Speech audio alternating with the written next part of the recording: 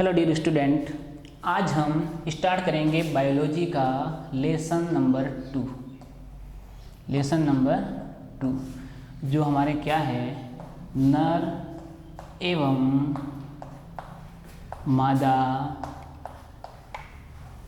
युग्मकोद्भिद। नर एवं मादा युग्मकोद्भिद विकास एवं संरचना। ठीक है, इसको इंग्लिश में इस प्रकार से लिखेंगे, मेल एंड फीमेल गैमेटोफाइट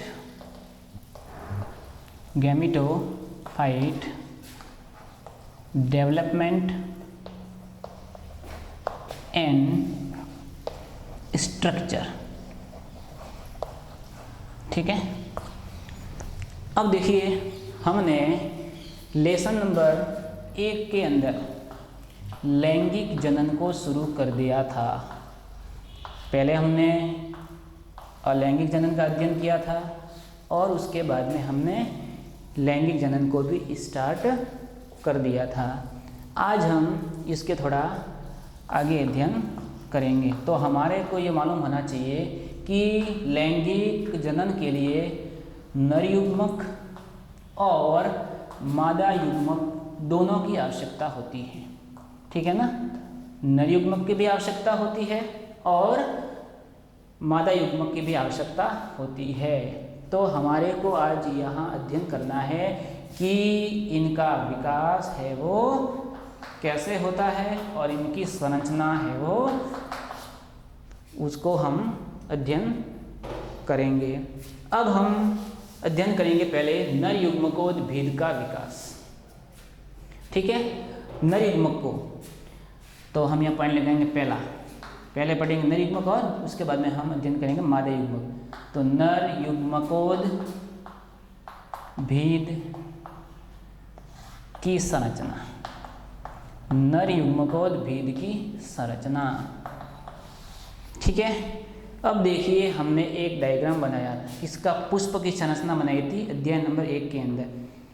ये तो क्या होता है, इस तरीके से होता है। ये क्या होता है, इसको बोलते हैं पुंकेसर या इसको बोलते हैं एंड्रोशियम। ठीक है ना, इस प्रकार से था। इसको हमने अध्ययन किया था पिछली बार, है ना। इसके पीछे क्या थे, इसको बोलते हैं दलपुंज। ठीक है, यहाँ पर क्या थे, दलपुंज थे और इसके बाहर क्या थे, बाह्य दलपुंज। इसका हमने अध्ययन कर लिया था। तो हम यह अध्ययन करेंगे नर युग्मकोद्भिद की स्ट्रक्चर के बारे में। अब देखिए इनमें से आपको यह मालूम होगा कि जो ये वाला पुंकेसर है, इसको तो हम बोलते हैं नर युग्मकोद्भिद, और ये जो स्त्री केसर है इसको बोलेंगे मादा युग्मकोद्भिद। ओके, तो अब हम अध्ययन करेंगे एंड्रोशियम का या पुंकेसर का, इसकी स्ट्रक्चर के बारे में। अब देखेंगे इसका थोड़ा अच्छी स्ट्रक्चर हम बनाएंगे इस प्रकार से। ये होता है एंड्रोशियम, इस तरह से क्या होता है, एंड्रोशियम होता है। अब इसके भी होते हैं 3 भाग। ये ऊपर वाला भाग होता है पूरा, इसको हम बोलते हैं परागकोश। क्या बोलते हैं इसको, परागकोश। इंग्लिश में बोलेंगे पोलन सेक। ये वाला डंडा है, इसको हम बोलेंगे पुतंतु। क्या बोलेंगे, पुतंतु, या इसको इंग्लिश में बोलते हैं फाइलामेंट। क्या बोलेंगे, फाइलामेंट। यहाँ पर जो भाग इन दोनों को आपस में जोड़ता है उसको बोलेंगे योजी। क्या बोलते हैं, योजी, या इसको इंग्लिश में बोलते हैं कनेक्टिंग। ओके, तो ये थी अपने पुंकेसर की स्ट्रक्चर, जिसको बोलते हैं बाह्य स्ट्रक्चर। ठीक है, अब हम इसको और विस्तार से पढ़ेंगे। अब हम क्या करेंगे, ये परागकोश है, इनका हम क्या लेंगे, अनुप्रस्थ काट। ठीक है, आड़ा काटेंगे इसको। तो जब इसका हम अनुप्रस्थ काट लेंगे तो हमारे को इस तरह की स्ट्रक्चर दिखाई देगी, जिसको मैं यहाँ पर इसका डायग्राम बना देता हूँ। इस तरह से देखेंगे थोड़ी।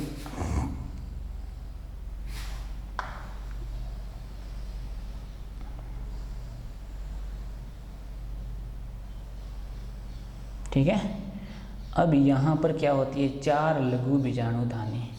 एक जो होता है परागकोश, उसमें होती है 2 पालियाँ, दोनों परागकोश में होती है कुल 4 पालियाँ। ये इस तरह से हमारे समझ में आ जाएंगे डायग्राम, इस प्रकार से।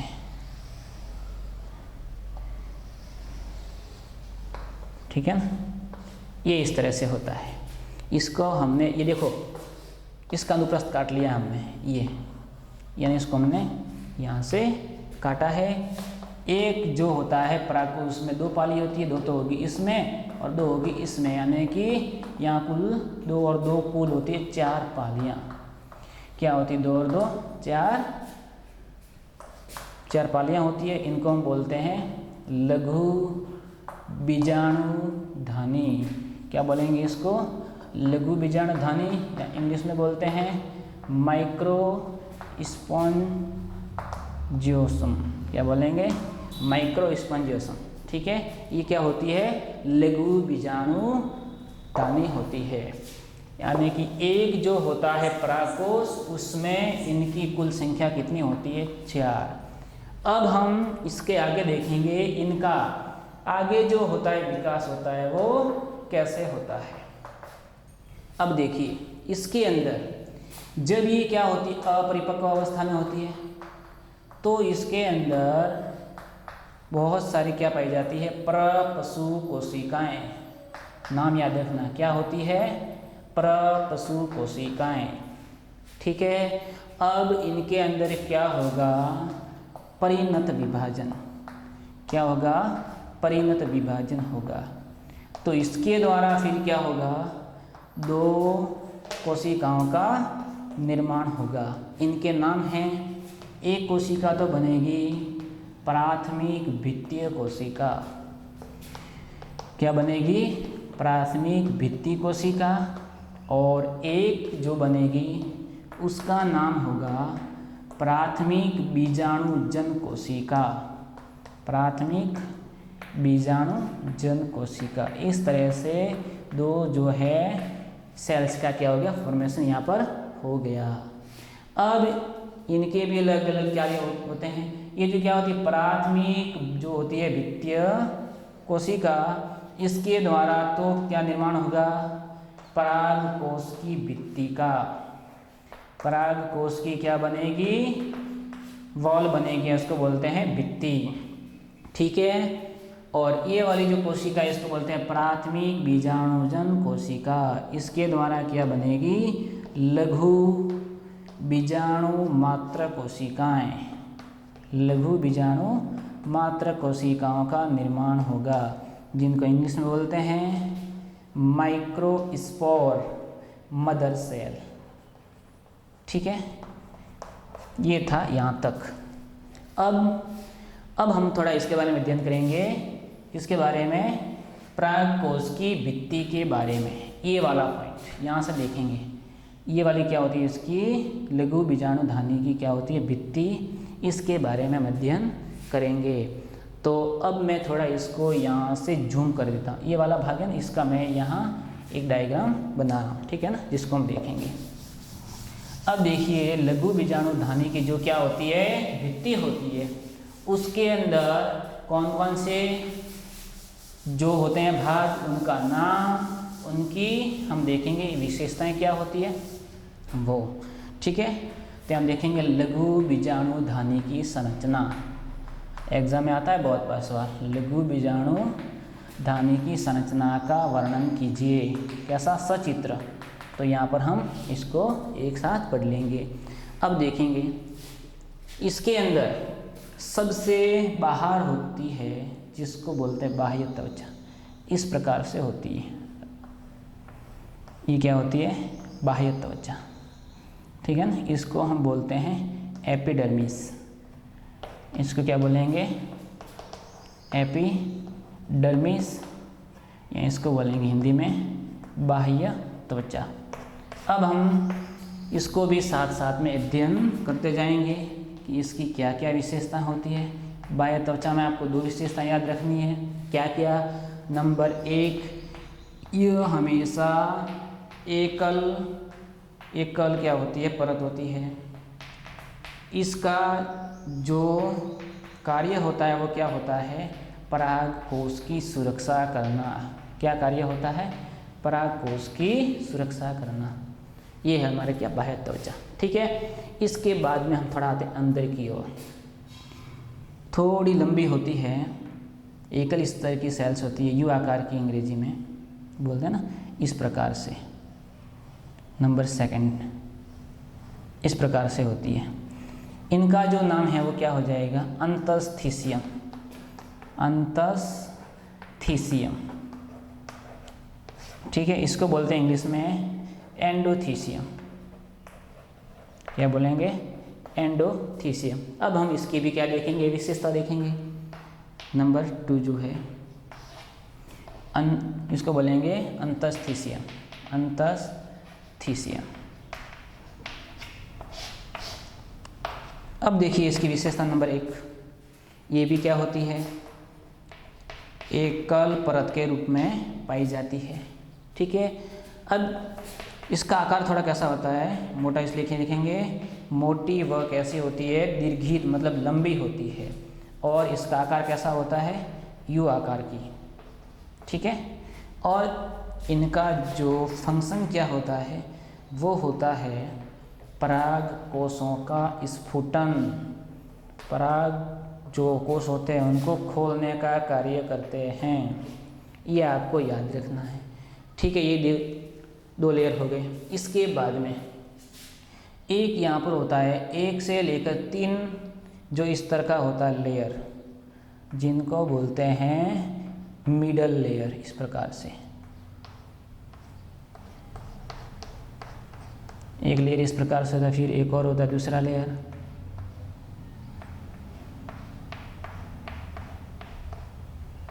ठीक है, इस प्रकार से होता है, एक दूसरे से क्या होते हैं, जॉइंट रहते हैं इस प्रकार से। ठीक है, तो इसको हम क्या बोलेंगे, नंबर 3 मध्य परतें। क्या बोलेंगे, मध्य परतें, या इनको बोलेंगे मिडल लेयर्स।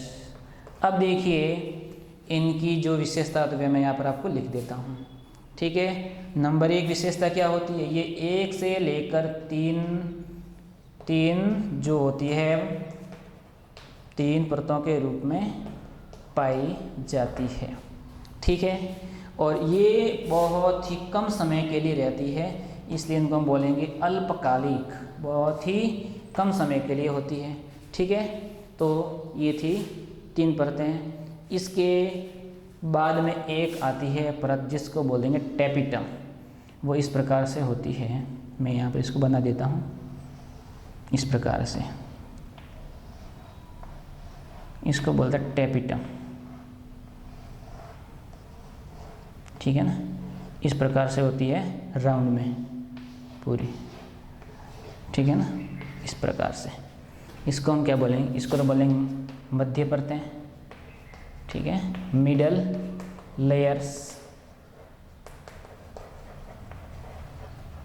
और ये हो जाएगी टेपिटम, या इसको हिंदी में बोलते हैं पोषूतक। क्या बोलेंगे, पोषूतक।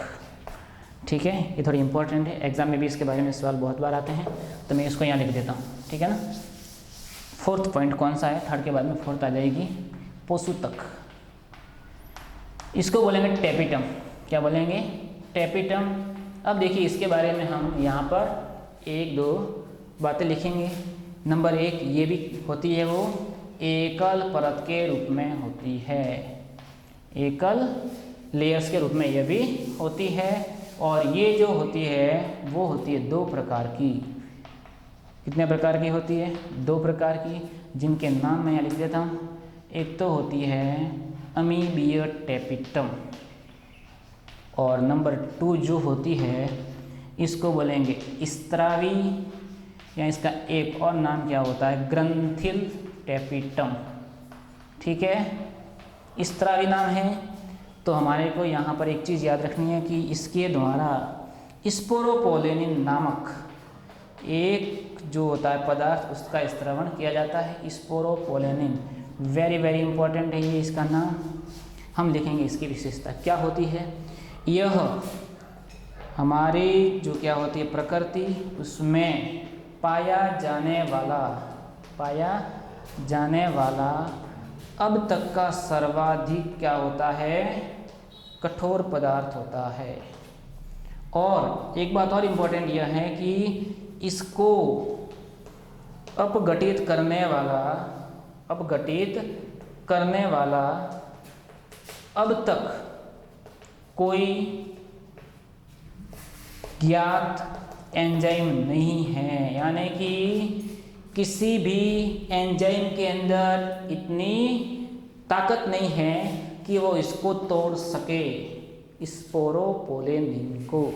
ये कहाँ पाया जाता है, इसके बारे में आगे अध्ययन करेंगे।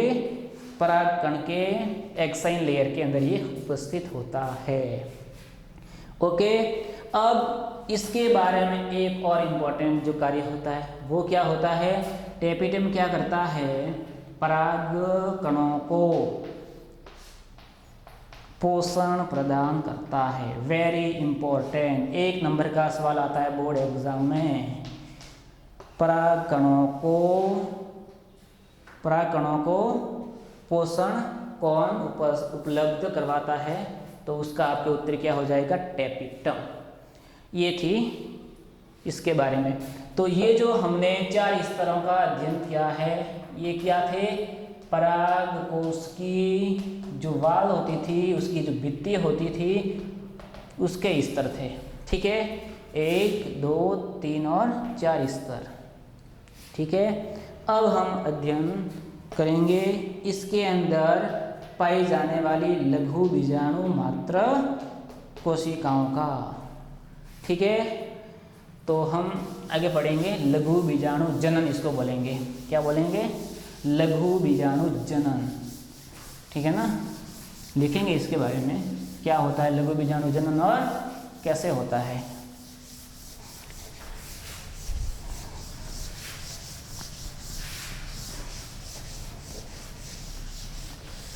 अब देखिए बच्चों, लघु बीजाणु जनन, एग्जाम में आता है 1 नंबर का सवाल कि लघु बीजाणु जनन से क्या तात्पर्य है। तो आपको इसके बारे में आपको यहाँ डेफिनेशन लिखवा देता हूँ। ठीक है, लघु बीजाणु मात्र कोशिकाओं, लघु बीजाणु मातृ कोशिकाओं से लघु बीजाणुओं या इनको हम एक और नाम कह सकते हैं परागकण, लघु बीजाणुओं के या परागकणों के निर्माण की प्रक्रिया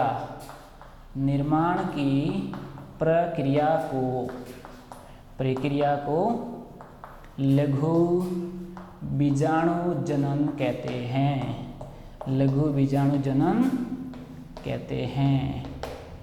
ठीक है ना। अब देखिए आपके दिमाग में सवाल आएगा, पता नहीं कहाँ से आ गई, कौन, लघु बीजाणु मात्र कोशिका। एक बार मैं आपको वापस याद करवा देता हूँ। हमने देखा था परागकोश के अंदर क्या होती है, प्रपशु कोशिकाएं पाई जाती है, देखा हमने आगे। ओके, इसके अंदर होता है विभाजन जिसका नाम है परिणत विभाजन। कौन सा विभाजन होता है, परिणत विभाजन। ठीक है, इसके द्वारा 2 क्या बनी थी कोशिकाएं, एक का नाम था प्राथमिक भित्तीय कोशिका, क्या नाम था, प्राथमिक भित्तीय कोशिका। इससे तो क्या बनी थी, परागकोश की भित्ति, जो हमने आगे अध्ययन किया है। परागकोश की क्या बनी थी, भित्ति बनी थी। एक हमारे पास में जो सेल आई है, इसका नाम था प्राथमिक बीजाणुजन कोशिका, प्राथमिक बीजाणुजन कोशिका। अब हमने यहाँ अध्ययन किया था, नाम लिखा था कि इसके द्वारा लघु बीजाणु मातृ कोशिकाओं का क्या होता है, निर्माण, माइक्रोस्पोर मदर सेल। ठीक है, तो यही जो क्या होती है लघु बीजाणु मातृ कोशिका होती है, उसके द्वारा क्या बनते हैं, लघु बीजाणु बनते हैं। इसको ही हम क्या बोलेंगे, लघु बीजाणु जनन। अब देखिए होता कैसे है वो हम देखेंगे। अब देखिए हमारे पास में एक क्या है, लघु बीजाणु मात्र कोशिका है। ये क्या है, लघु बीजाणु मातृ कोशिका हमारे पास में है, मातृ कोशिका। अब देखिए स्टार्टिंग में इसके अंदर क्या क्या होता है, ठीक है। इसके अंदर पहले क्या होता है, अर्धसूत्री विभाजन फर्स्ट, जिसको बोलते हैं मियोसिस फर्स्ट। अर्धसूत्री विभाजन जो होता है फर्स्ट, इसकी एक विशेषता होती है कि इसके अंदर क्या होता है, गुणसूत्रों की संख्या क्या हो जाती है, 1/2 यानी आधी हो जाती है। तो यहाँ पर थी 2n, यानी ये थी द्विगुणित थी लघु बीजाणु मात्र कोशिका। यहाँ पर 1 से 2 सेल का निर्माण होगा, लेकिन ये भी होगी n और ये भी होगी n, यानी क्या होगी, अगुणित होगी, ठीक है। अब इसके अंदर वापस क्या होगा, अर्धसूत्री विभाजन क्या होगा, सेकंड, क्या होगा, अर्धसूत्री विभाजन सेकंड, जिसको बोलते हैं मियोसिस सेकंड। इस प्रकार इसमें भी होगा, इसमें भी होगा अर्धसूत्री सेकंड, इसमें भी होगा अर्धसूत्री सेकंड। तो इस तरह से ये भी वापस 2 बन जाएगी, यानी कि एक लघु बीजाणु मातृ कोशिका से कुल 4 जो क्या होते हैं, लघु बीजाणुओं का निर्माण होता है, और इन्हें ही हम क्या कहेंगे, परागकण, जिसको इंग्लिश में बोलते हैं पोलन ग्रेन। क्या बोलेंगे इसको, पोलन ग्रेन। अब देखिए ये सब कैसे होंगे, n यानी क्या होंगे, अगुणित होंगे, ठीक है। अब हमारे को यह एक बात याद रखनी है, कितनी थी हमारे पास में, एक क्या, लघु बीजाणु मात्र कोशिका, इसके द्वारा कुल कितने परागकण बने, 4। बहुत बार एग्जाम में सवाल आता है, नीट के अंदर भी सवाल आया हुआ है। ये क्या सवाल था, देखिए कि 100 परागकण उत्पन्न करने के लिए, 100 परागकण उत्पन्न करने के लिए कितनी लघु बीजाणु मातृ कोशिकाओं की आवश्यकता होती है, लघु बीजाणु मातृ कोशिकाओं की आवश्यकता होती है। अब देखिए यहाँ ऑप्शन था, मैं यहाँ लिख देता हूँ इस प्रकार से, अ में था 10, ब में था 100, स में था 40 और द में ऑप्शन था 25। बताइए इसका उत्तर, 4 के लिए 1 की आवश्यकता होती है, बस इतना आपको याद रखना है। तो यहाँ 100 है, तो हम क्या करेंगे, 100 में भाग दे देंगे 4 का, उत्तर कितना आएगा, 25। बहुत ईजी सवाल है, ये आपको याद रखना है, ठीक है। अब हम देखेंगे परागकण की स्ट्रक्चर, कैसा होता है परागकण, क्या क्या उसमें होता है, ठीक है। परागकण की संरचना, स्ट्रक्चर ऑफ पोलन ग्रेन, ठीक है। अब देखिए मैं यहाँ पर इसका डायग्राम बना देता हूँ। इस प्रकार से ग्राउंड स्ट्रक्चर होती है, ठीक है। अब देखिए यहाँ पर इसके अंदर 2 सेल्स होती है, बस ये है परागकण। अब देखिए ये वाला जो बाहर वाला जो होता है, इसको बोलेंगे बाह्य चोल, इंग्लिश में बोलेंगे एक्साइन, ठीक है। अब देखिए हमने एक वहाँ नाम लिखा था, स्पोरोपोलेनिन लिखा था ना, उसके बारे में यही भी लिखा था कि सर्वाधिक क्या होता है, कठोर पदार्थ होता है, और किसी भी एंजाइम की इतनी औकात नहीं है कि वो इसका बाल भी बांका कर ले।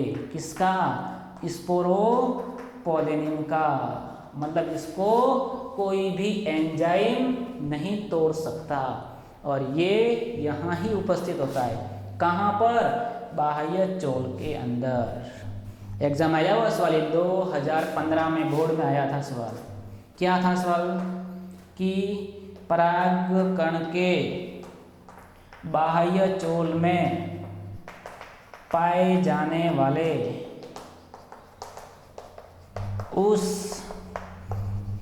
उस कठोर पदार्थ का नाम लिखिए, पदार्थ का नाम लिखिए जिसका अपघटन कोई भी एंजाइम नहीं कर सकता, कोई भी एंजाइम है वो नहीं कर सकता। तो स्टूडेंट्स इसका आंसर हमारे पास में है, क्या होगा? स्पोरोपोलेनिन। ठीक है ना, ये हमारे को ध्यान रखना है। तो ये क्या था? बाह्य चोल। इसके बाद में ये जो होता है अंदर वाला लेयर, इसको बोलेंगे अंतःचोल। क्या नाम हो जाएगा इसका? अंतःचोल। और इसके अंदर क्या हो जाए? इसका साइटोप्लाज्म होता है जिसको बोलते हैं जीव द्रव्य। ठीक है, अब देखिए हमारे माइंड में सवाल आएगा इसका कार्य क्या होता है। एक तो इसका काम क्या होगा? जीव द्रव्य होता है, इसको निश्चित सीमा में बनाए रखता है, इसको बाहर आने नहीं देगा। एक काम क्या होता है?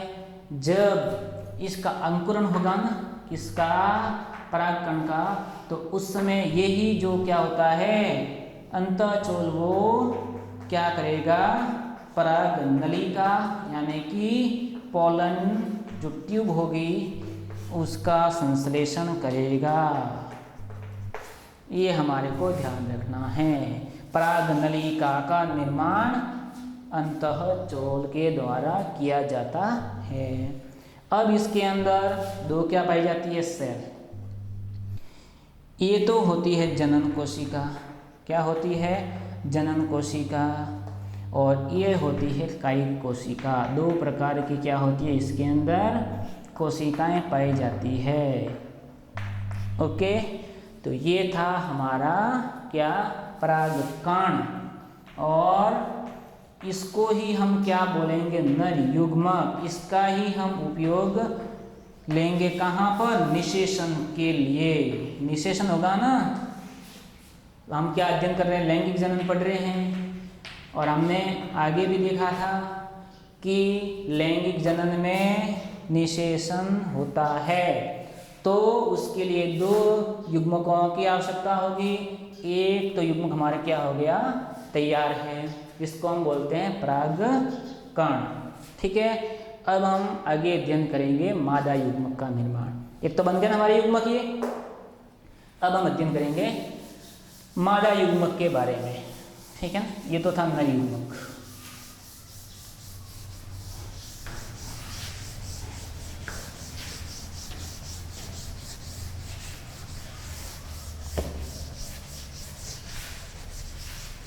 हाँ, तो अगला पॉइंट है हमारा, क्या होगा? मादा युग्मकोद्भिद। मादा युग्मकोद्भिद का विकास कैसे होगा वो हम देखेंगे। Development of female gametophyte. अब देखिए हम वापिस कहाँ जाते हैं? पुष्प के पास में। ठीक है, अब हमने वहाँ अध्ययन किया था, एक तो था स्त्री केसर और यहाँ पर क्या थे? पुंकेसर। इनके बारे में तो हमने आगे देख लिया है। अब हम इसको देखेंगे स्त्री केसर को, क्योंकि यही यहाँ पर क्या होता है? मादा युग्मकोद्भिद होता है। ठीक है, इसको हम बोलते हैं गाइनोसियम। यहाँ क्या बोलेंगे इसको? स्त्री केसर। ओके स्टूडेंट्स, अब इसके भी होते हैं तीन भाग। देखिए ये वाला भाग होता है, इसको बोलते हैं स्टिग्मा। क्या बोलेंगे? स्टिग्मा। या इसको बोलते हैं वर्तिकाग्र। वर्तिकाग्र। ये जो इसके जस्ट नीचे वाला जो डंडा होता है, इसको हम बोलेंगे स्टाइल। क्या बोलेंगे? स्टाइल। या इसको हिंदी में बोलते हैं वर्तिका। क्या बोलेंगे? वर्तिका। और ये वाला, ये थोड़ा भाग है ना, नीचे वाला थोड़ा कैसा होता है? मोटा होता है, उभरा हुआ भाग होता है। इसको हम बोलेंगे अंडाशय। क्या बोलेंगे इसको?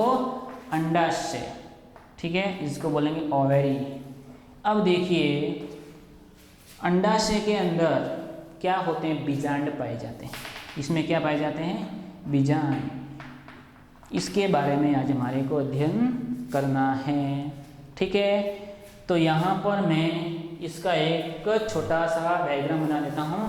बीजांड के अंदर मादा युग्मक का निर्माण कैसे होता है। अब देखिए ये जो अंडाशय होता है ना, चलो ये ऐसे देख लेता हूँ इसको। ये अंडाशय ये तो हो गया पूरे इस तरीके से, ठीक है, ये इस प्रकार से ये अंडाशय होता है। इसमें क्या होता है, बीजांड होता है। अब देखिए यहाँ पर होती है प्रपशु कोशिकाएं। इसमें भी सेम वही कोशिका होगी जो हमने का अध्ययन किया था नर युग्मकोद्भिद के अंदर। यहाँ भी होती है, कौन सी कोशिकाएं होगी, जिनका नाम है प्रपशु कोशिकाएं। इनके अंदर क्या होगा, सबसे पहले होगा परिणत विभाजन। क्या होगा, परिणत विभाजन। ओके, इसके द्वारा यहाँ भी दो प्रकार की सेल्स बनेगी। प्राथमिक भित्तीय कोशिका, क्या बनेगी, प्राथमिक भित्तीय कोशिका, और एक बनेगी प्राथमिक बीजाणुजन कोशिका। प्राथमिक बीजाणुजन कोशिका, ठीक है। अब ये वाली जो कौन सी प्राथमिक जो होती है भित्तीय कोशिका, वो यहाँ पर क्या करेगी, बीजांड होता है उसकी भित्ति का निर्माण करेगी। या यूँ कह सकते हैं हम, ये भ्रूण कोश की जो क्या होती है भित्ति, उसका निर्माण करेगी।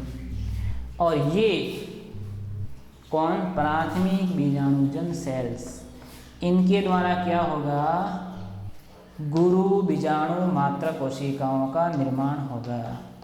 क्या निर्माण होगा, गुरु बीजाणु मातृ कोशिकाओं का। ओके, अब हम अध्ययन करेंगे इनके बारे में, क्या, जिसका हमारे हेडिंग हो जाएगा गुरु बीजाणु जनन। क्या हो जाएगा, गुरु बीजाणु जनन। ठीक है, अब हमारे को इसकी भी डेफिनेशन लिखनी है। क्या होगी बताइए। देखिए, गुरु बीजाणु मात्र कोशिकाओं, गुरु बीजाणु मातृ कोशिकाओं के द्वारा, गुरु बीजाणु मातृ कोशिकाओं के द्वारा गुरु बीजाणुओं के निर्माण की प्रक्रिया, गुरु बीजाणुओं के निर्माण की प्रक्रिया को गुरु बीजाणु जनन कहते हैं। क्या कहते हैं, गुरु बीजाणु जनन। ये हमने को ध्यान रखना है। ओके, अब हम इसको भी एक डायग्राम के द्वारा समझेंगे, कैसे निर्माण होगा वो। ठीक है, अब देखिए हमारे पास में क्या है, ये है गुरु बीजाणु मात्र कोशिका, गुरु बीजाणु मातृ कोशिका। ओके, अब देखिए इसमें भी क्या होगा, अर्धसूत्री विभाजन फर्स्ट, मियोसिस क्या होगा, फर्स्ट होगा। अर्धसूत्री विभाजन क्या होगा, फर्स्ट। अब इसके द्वारा 1 से 2 सेल्स बनेगी। 1 से कितनी बनेगी, 2 सेल्स। ये थी 2n और ये क्या बन जाएगी, n, यानी कि इसको बोलेंगे अगुणित हो जाएगी। इसके बाद एक बार वापस क्या होगा, अर्धसूत्री विभाजन सेकंड।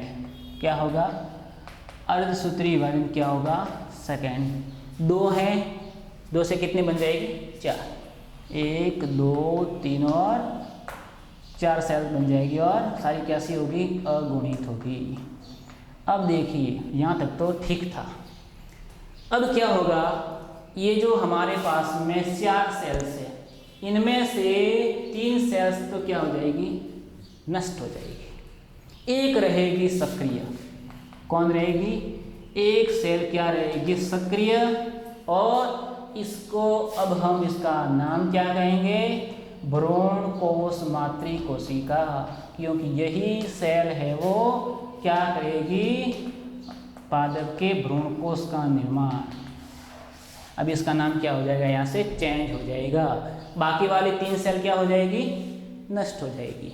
ओके, अब हम इसका अध्ययन करेंगे, किसका, भ्रूण कोश मात्र कोशिका आगे किस तरह से विभाजित होती है उसके बारे में। तो देखिए मैं इसको लेता हूँ वापिस, किसको, भ्रूण कोश मातृ कोशिका। इससे पहले चलो एक नाम लिख देता हूँ, भ्रूण कोश मातृ कोशिका। मैंने इसके ऊपर आपको एक और सवाल आगे करवाया था। वो सवाल क्या था कि भाई 100 पराग कणों के निर्माण के लिए, 100 पराग कणों के निर्माण के लिए कितनी लघु बीजाणु मातृ कोशिकाओं की आवश्यकता होती है। तो हमने इसका उत्तर क्या दिया था, 25। ओके, आंसर कैसे आया था, क्योंकि एक लघु बीजाणु मातृ कोशिका से 4 परागकणों का निर्माण होता है। ये तो हमने याद किया था। अब देखिए यहाँ पर एक जो हमारे पास में क्या है, गुरु बीजाणु मातृ कोशिका है, इसके अंदर 3 तो क्या हो जाएगी, नष्ट हो जाएगी। इसका मतलब ओनली 1 शेष रहेगी ना, तो 1 से 1 न कि 4, यहाँ पर आपको याद रखना है। अब देखिए एग्जाम में सवाल आ गया कि 200 भ्रूण कोश मातृ कोशिकाओं, भ्रूण कोश मातृ कोशिकाओं, ये भी आ सकता है और इसके स्थान पर आ सकता है भ्रूण कोश भी आ सकता है कि 100 भ्रूण कोश के निर्माण के लिए, 100 भ्रूण कोश के निर्माण के लिए कितनी गुरु बीजाणु मातृ कोशिकाओं की आवश्यकता होगी। बहुत इजी है, 200 के लिए 200, क्योंकि 1 के लिए होती है 1, क्योंकि यहाँ पर ये हो जाती है नष्ट, इसलिए। ठीक है, अब हम आगे अध्ययन करेंगे क्या होता है इसका फ्यूचर, किसका, भ्रूण कोश मातृ कोशिका का। अब देखिए यहाँ भी ये क्या होता है, विभाजन होता है, जिसको बोलते हैं मुक्त केंद्रकीय विभाजन। कौन सा विभाजन होगा, मुक्त केंद्रकीय विभाजन, मुक्त केंद्रकीय विभाजन। अब देखिए इसकी 2 विशेषता आपको याद रखनी है। एक विशेषता क्या होगी, इसके अंदर कोशिका विभाजन नहीं होगा। जब होता है क्या, मुक्त केंद्रकीय जो विभाजन होता है वहाँ पर कोशिका विभाजन नहीं होता है, लेकिन केंद्रक का विभाजन होता है। बस इतनी चीज़ आपको याद रखनी है। तो यहाँ पर एक कोशिका है, तो यहाँ पर एक ही कोशिका रहेगी, लेकिन केंद्रक हो जाएंगे 2, क्योंकि ये क्या, कोशिका विभाजन नहीं, 1 से 1, और यहाँ पर क्या लिखा हुआ है, केंद्रक का विभाजन होता है, मतलब 1 से 2, तो यहाँ से 1 से 2 क्या बन जाएंगे, केंद्रक। ये दोनों केंद्रक क्या करेंगे, दोनों ध्रुवों की ओर आ जाएंगे। फिर इसके अंदर वापिस क्या होगा, मुक्त केंद्रकीय विभाजन, वापिस क्या होगा, मुक्त केंद्रकीय विभाजन होगा। तो एक ही रहेगी सेल, 2 ऊपर हो जाएगा, 2 नीचे। इसके बाद में, इसके बाद वापिस क्या होगा, मुक्त केंद्रकीय विभाजन होगा। इसमें भी एक ही सेल तो रहेगी, बट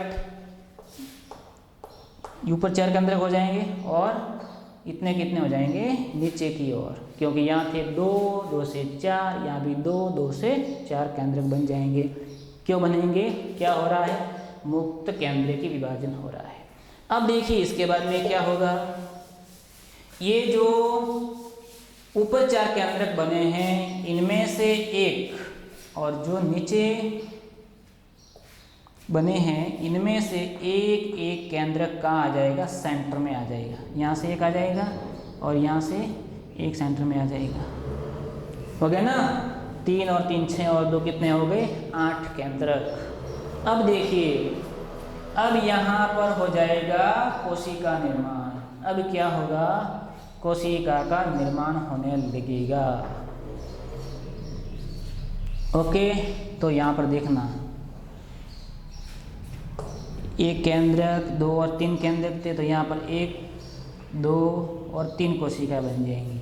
ठीक है, 3 तो बन जाएंगी ऊपर, और यहाँ भी 3 केंद्रक थे, यहाँ भी 1 2 और 3 कोशिका बन जाएगी। कहाँ, नीचे की ओर। और यहाँ 2 केंद्रक थे, यहाँ भी 1 कोशिका बन जाएगी। 2 केंद्रक है बट एक सेल बनेगी, इसलिए हम इसको बोलेंगे द्वितीय केंद्रक, इसलिए इसको हम द्वितीय केंद्रक भी कहेंगे। यहाँ इसको बोलेंगे 2n केंद्रक। अब देखिए, ये सेल्स हैं, इनको हम, ऊपर वाली है, इनको बोलेंगे, क्या बोलेंगे, प्रतिमुखी कोशिकाएं। क्या बोलेंगे, प्रतिमुखी सेल्स। ठीक है, और यहाँ देखना, ये 3 सेल है, इनको हम सामूहिक रूप से बोलेंगे अंड समुच्चय। क्या बोलेंगे, अंड समुच्चय।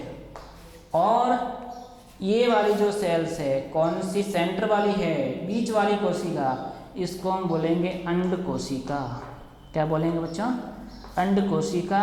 और ये वाली जो है 2 सेल्स है, इनको हम बोलेंगे सहायक कोशिकाएं। क्या बोलेंगे इनको, सहायक कोशिकाएं। ओके, तो ये हमारे क्या बन गया, भ्रूण कोश। इसको हम बोलते हैं मादा युग्मक। ठीक है, अब ये है वो हमारे कहाँ उपस्थित होता है, इसके बारे में देखेंगे।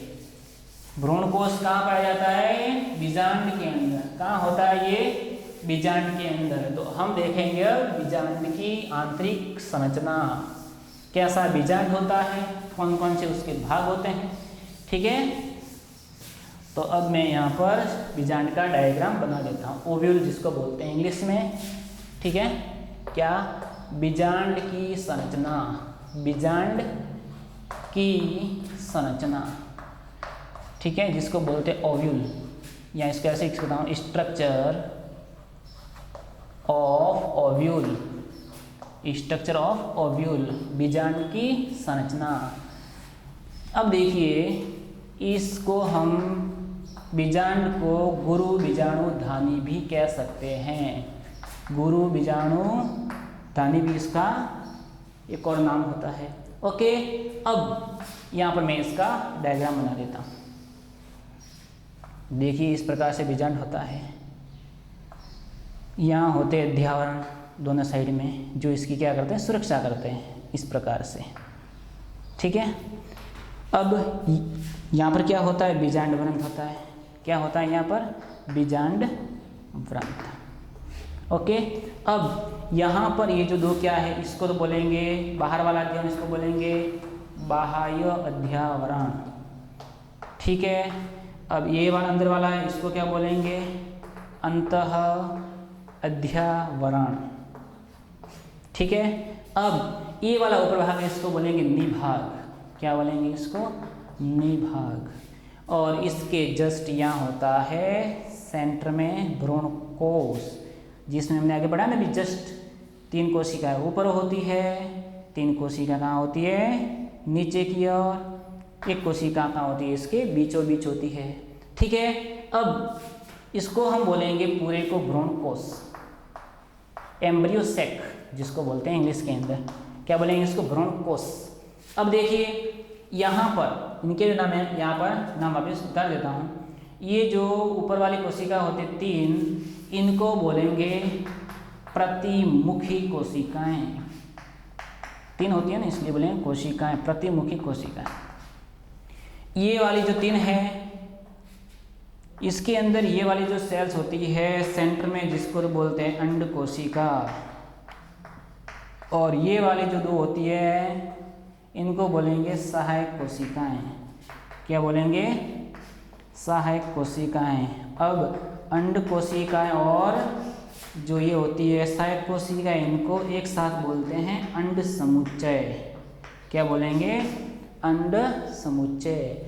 ये वाला जो भाग होता है, ये वाला, इसको बोलेंगे, इस को द्वितीयक केंद्रक या इसको बोलेंगे ध्रुवीय केंद्रक, और ये होता है 2n। ठीक है। अब देखिए, बहुत बार एग्जाम में सवाल आता है कि एक भ्रूण कोश के अंदर कितनी तो होती है कोशिकाएं और कितने होते हैं केंद्रक। बहुत इजी सवाल है, लेकिन इसको हम बहुत बार एग्जाम के अंदर रॉन्ग उतार के आ जाते हैं। अब देखिए, बात कर रहा हूँ सेल की। 1 2 3 4 5 6 और 7 कोशिकाएं होती है। ठीक है। कोशिकाएं कितनी होती है? 7। और अगला जो उत्तर क्या होगा? केंद्र कितने होंगे? देख लेते हैं। इनमें तो होता है 1 1 3 और 3 हो जाएंगे 6, लेकिन ये वाला कौन सी कोशिका, जिसको बोलते हैं हम ध्रुवीय, इसके अंदर होते हैं 2 केंद्रक। तो इसका मतलब 2 केंद्रक तो यहाँ हो जाएंगे, 2 और 3 हो जाएंगे, 5 और 3 कितने हो जाएंगे? 8 केंद्रक। तो हमारे पास इसका आंसर क्या हो जाएगा? 7 तो होती है सेल और 8 होते हैं न्यूक्लियस। ठीक है। ये हो गया हमारे क्या? बीजांड। इसको हम क्या बोलते हैं? बीजांड। और यही हमारे क्या होता है? मादा युग्मक। तो यहाँ पर हमारे दोनों तैयार हो गए। नर युग्मक क्या था? जिसको बोलते हैं हम परागकण, वो भी तैयार हो गया, परागकण भी हो गया। और ये हमारे क्या हो गया? मादा युग्मक, जिसको बोलेंगे बीजांड। ओके। अब हम देखते हैं इसके बाद में टाइप्स ऑफ ओव्यूल। बीजांड के प्रकार कितने होते हैं? इस अध्याय का लास्ट टॉपिक। ठीक है। बीजांड के प्रकार। स्ट्रक्चर इसकी आप ध्यान रखना, बहुत इजी है, आसानी के साथ इसको हम याद कर सकते हैं। ठीक है। अब हम देखेंगे बीजांड के प्रकार। बीजांड के प्रकार, टाइप्स ऑफ ओव्यूल। अब देखिए, पहले तो हमें इसको याद रखना पड़ेगा कि हम इसको किस आधार पर वर्गीकृत करते हैं। आधार क्या? वर्गीकृत करने का हमारे को। ठीक है। इसका आधार क्या होता है? बीजांड व्रंत और बीजांड द्वार की पारस्परिक स्थिति, आपस में वो कहाँ स्थित होते हैं, उसके आधार पर हम इसको 6 भागों में बांटते हैं। ठीक है। अब मैं उनके नाम और उनके डायग्राम भी साथ साथ बनाता रहूँगा। नंबर फर्स्ट, जिसको बोलते हैं ऋजु बीजांड। नाम क्या होगा? ऋजु बीजांड। अब देखिए, इसके अंदर क्या होता है? इस प्रकार से बनेगा, बीच में होगा भ्रूण कोश। ठीक है। अब इसके यहाँ पर हो जाएंगे क्या? अध्यावरण 2। यहाँ पर क्या हो जाएंगे? अध्यावरण, इस प्रकार से। और यहाँ हो जाएगा बीजांड व्रंथ। ये तो क्या है? बीजांड व्रंथ है। देखना आप, बीजांड व्रंथ है। और यहाँ पर क्या है? बीजांड द्वार है। यहाँ पर क्या है? बीजांड द्वार है। यानी कि यहाँ पर देखो, हमने आधार क्या देखा? बीजांड व्रंथ और बीजांड द्वार की आपस में क्या स्थिति है? यहाँ स्थिति क्या है? दोनों एक ही सीध में होते हैं। ऊपर क्या होता है? बीजांड द्वार। ये क्या हो जाएगा? बीजांड व्रंथ। ओके। तो हम इनका नाम क्या देते हैं? ऋजु बीजांड। इसका जो एग्जाम्पल है वो हो जाएगा पॉलीगोनेसी कुल। पॉलीगोनेसी कुल के जो सारे पादप हैं उनके अंदर कौन सा बीजांड होता है? ऋजु। Number first. ठीक है। अब नंबर सेकंड, ये होगा अर्धप्रतीप बीजांड। क्या होगा? अर्धप्रतीप बीजांड। अब देखिए अर्ध प्रतीप के अंदर क्या होता है, ये बीजांड है ना, इसको थोड़ा इस तरह से क्या कर दो, घुमा दो, इसको बोलो क्या, जरा घूम जाओ। ठीक है, कैसे घुमाना है, 90 डिग्री। देखिए ऐसे बीजांड वन तो नीचे रहेगा, इस तरह ही रहेगा ना, लेकिन ये वाला बीजांड द्वार है ना, वो इस तरह क्या हो जाएगा, घूम जाएगा। देखिए ऐसे घुमाना है इसको, ये तो क्या अध्यावरण घूम गया ना।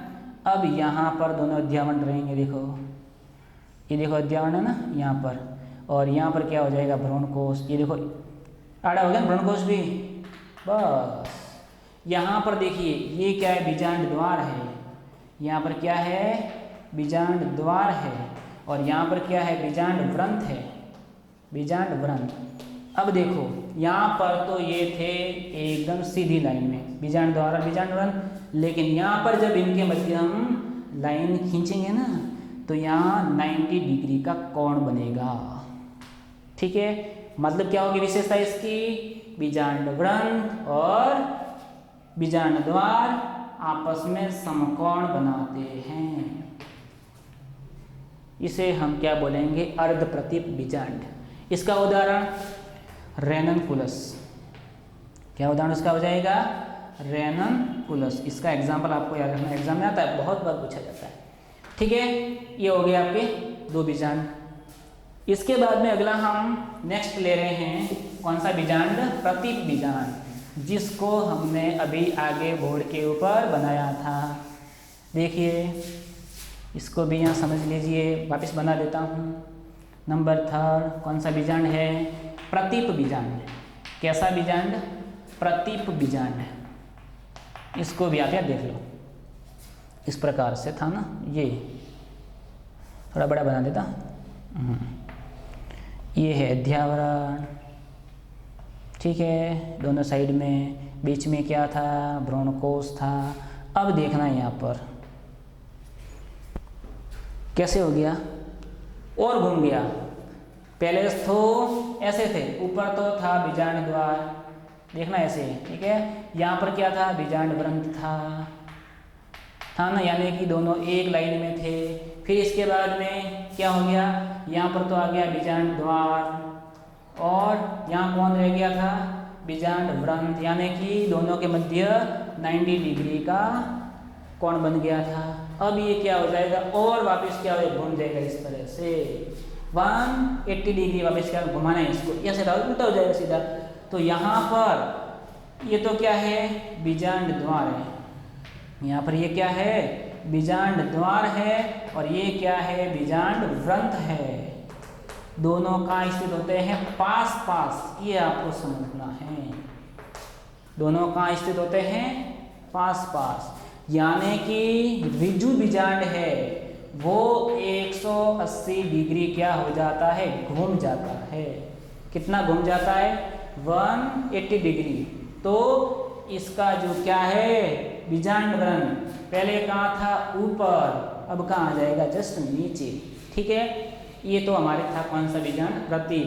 अब इसका एग्जाम्पल, ये तो लगभग जितने भी आवर्त बीजी पादप हैं, एंजियोस्पर्म हैं, जितने भी, उनके लगभग 82% कुल होते हैं, उनमें यही उपस्थित होता है। कौन सा बीजांड होता है, प्रतीप बीजांड पाया जाता है, ज़्यादातर पाया जाने वाला यही होता है। ठीक है ना। अब देखेंगे नेक्स्ट पॉइंट, अगला बीजांड हो जाएगा कौन सा, नंबर 4, ये है कुंडलित बीजांड। कैसा बीजांड हो जाएगा, कुंडलित बीजांड। अब देखिए और घूम जाएगा, 180 तो ये घूम गया। अब देखेंगे, मेरे इस हाथ का इशारा देखना ही है। पहले रिजु ऐसे था, ऐसे रिजु था ना, फिर ऐसे हो गया, तो उसका नाम क्या हो गया, अर्ध प्रतीप। फिर ऐसे हो गया, तो उसका नाम क्या ले लिया हमने, क्या नाम ले लिया, प्रतीप। और अब क्या हो जाएगा, वापस ऐसे घूम जाएगा इस तरह से, मतलब यूं था पहले, और अब यूं होता हुआ फिर यूं हो गया और फिर इस तरह से पूरा घूम गया, यानी कि 360 डिग्री से घूम गया। देखिए आ जाएगा समझ में आपको, बना रहा हूँ मैं यहाँ पर। ये तो है बीजांड ग्रंथ, ठीक है ना। अब देखना पूरा घूमता किस तरह से, ये इस तरह से घूम गया, ठीक है ना। अब देखिए यहाँ वापस क्या हो जाएगा, अध्यावरण आ जाएंगे, यहाँ अध्यावरण है, ठीक है। अब यहाँ पर क्या हो जाएगा, भ्रूणकोश। अब देखिए आप इसको इस प्रकार से देखिए, पहले एकदम ऐसे था, इस प्रकार से था, फिर 90 डिग्री घूम गया, उसके बाद में 180 डिग्री घूम गया। अब क्या हो गया, 180 डिग्री से घूम गया पूरा, 360 डिग्री से, यानी कि जैसी स्थिति का ऋजु बीजांड में थी वहां पर क्या था, बीजांड द्वार तो ऊपर था, बीजांड वृंत था नीचे, ठीक है। अब देखिए वापिस ऊपर जाकर नीचे आ गया और वापिस क्या हो गया, बीजांड द्वार आ गया थोड़ा ऊपर, क्योंकि 360 डिग्री क्या हो गया, ये घूम गया। और यहाँ पर क्या होता है, बीजांड वृंत होता है, ठीक है। यानी कि इसको हम ऐसे याद रखेंगे कि जब क्या होता है, ऋजु बीजांड होता है वो 360 डिग्री के कोण से क्या हो जाए, घूम जाए, तो हमारे पास में आ जाएगा कौन सा बीजांड आ जाएगा, कुंडलित बीजांड। और हमारे पास में इसका एग्जाम्पल क्या हो जाएगा, वो होता है कैक्टस, नागफनी, क्या उदाहरण हो जाएगा, कैक्टस। याद रखना है इसका एग्जाम्पल भी, ठीक है। अब रहेंगे 2, नंबर 5 और नंबर 6। अगला जो बीजांड हमारे पास में 2 रहे, एक का तो नाम होगा वक्र बीजांड और एक का नाम क्या होगा, अनुप्रस्थ बीजांड। एक का तो क्या होगा, वक्र बीजांड। तो नंबर 5 क्या नाम हो जाएगा, वक्र बीजांड। अब देखिए इसका नाम ही क्या है, वक्र, ठीक है।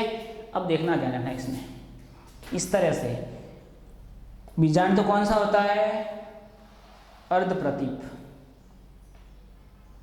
ठीक है, इस तरह से होता है ना, अर्धप्रतीपी, इस प्रकार से ये है 2 अध्यावरण, ठीक है।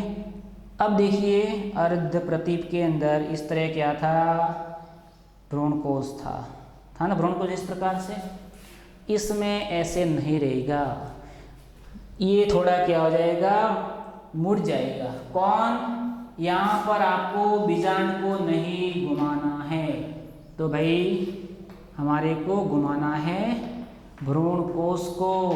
देखिए इस प्रकार से घूम जाएगा, इस तरह से, कैसे हो जाएगा, इस प्रकार से, ये इस तरह से हो जाएगा, ये क्या हो जाएगा, भ्रूणकोश। इसको बोलेंगे वक्र, यानी कि यहाँ पर वक्रित कौन हो रहा है, एम्ब्रियो सैक, कौन हो रहा है, भ्रूणकोश, ठीक है।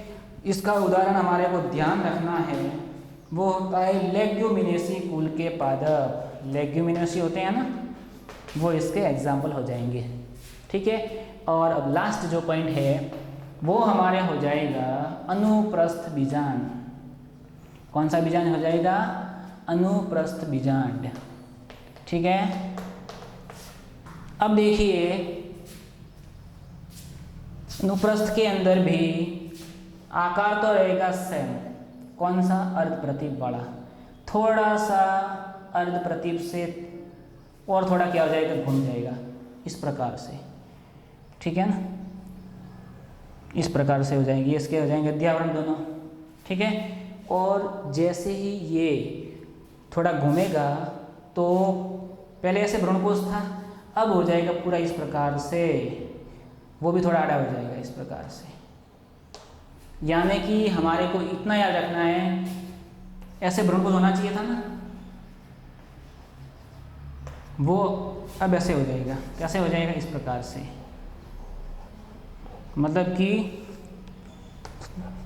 थोड़ा क्या हो जाएगा, घूम जाएगा, ये आपको याद रखना है, ठीक है। इसका उदाहरण हमारे को देखना है, एलिस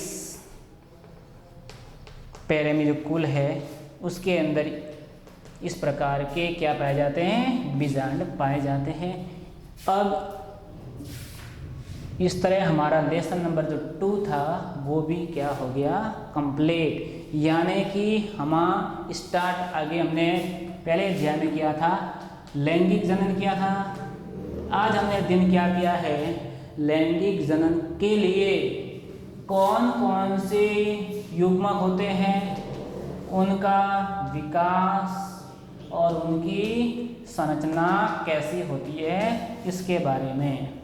अब नेक्स्ट अध्याय होगा, उसके अंदर हम आगे अध्ययन करेंगे कि ये नर युग्मक और मादा युग्मक पास पास कैसे आते हैं और इनके अंदर कैसे निषेचन की प्रक्रिया संपन्न होती है।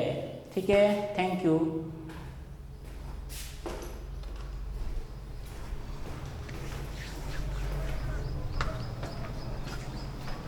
हो गया? नहीं किया? खोल लो फटाफट। हटा देना उसको, हटा देना। नहीं हो गया।